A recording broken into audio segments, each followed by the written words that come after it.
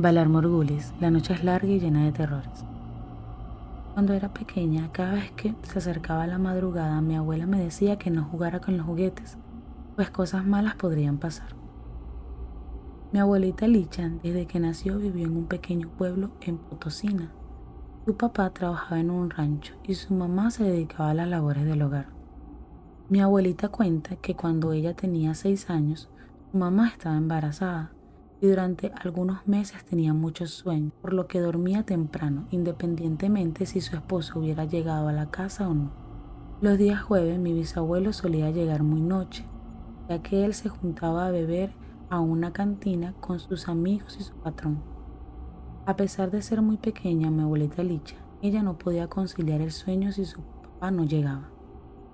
Así que ella lo esperaba en la cocina frente a la puerta, jugando con sus juguetes, los cuales eran básicamente una muñeca de trapo y un ganchillo de plástico. Faltaba poco para ser el Día de Muertos, y mi abuelita, como todos los jueves en la noche, estaba jugando. Cuenta que alrededor de las 12 de la madrugada alguien tocó la puerta 3 veces. Ella pensó que era raro, pues su papá nunca tocaba. Además, que en ese entonces no ponían llave en la puerta. Mi abuelita se subió a un sillón que daba a la ventana y se asomó para ver quién era, aunque no podía ver del todo, ya que no había iluminación. No parecía que hubiera alguien ahí. Sin embargo, cuando miró entre la oscuridad frente a la casa, se percató de que habían unos ojos rojos observándola por todo el patio de la entrada. Mi abuelita sintió algo de escalofrío, pero también pensó que podía ser los ojos de una gallina, así que mejor decidió regresar a jugar.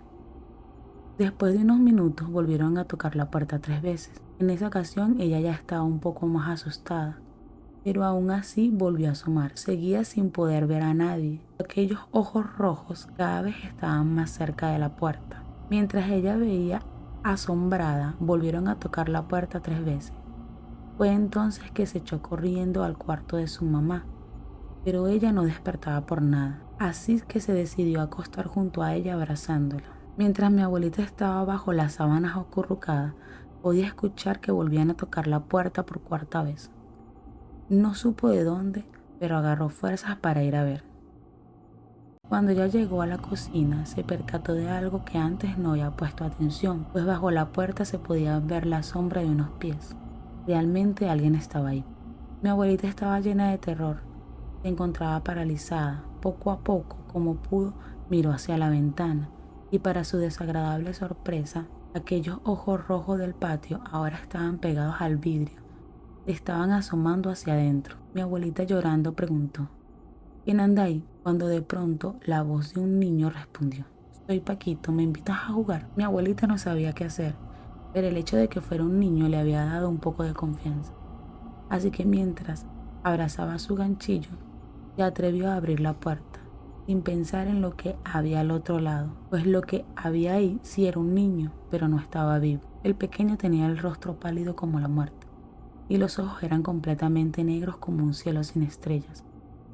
Su ropa estaba muy sucia y parecía como si hubiera salido de la misma tierra.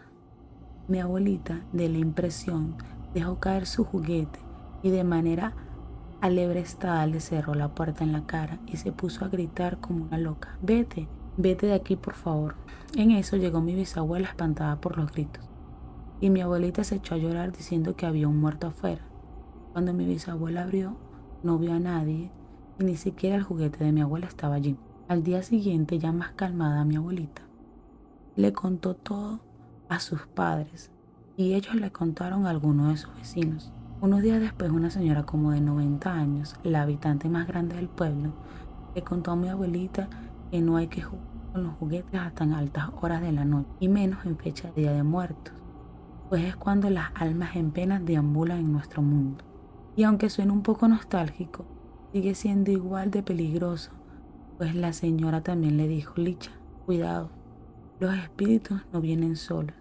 Si hubiera invitado al niño a pasar a la casa, otra historia estarías contando.